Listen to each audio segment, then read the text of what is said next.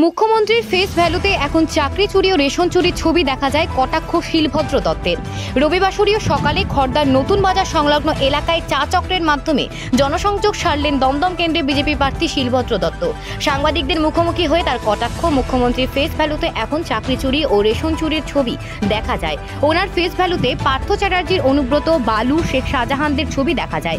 প্রসঙ্গত, দমদম লোকসভা কেন্দ্রের ইতিমধ্যে মুখ্যমন্ত্রী 5টি সভা করে ফেলেছেন।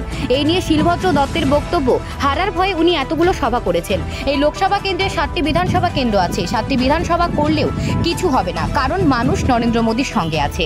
ব্যুরো রিপোর্ট, IHRO বার্তা।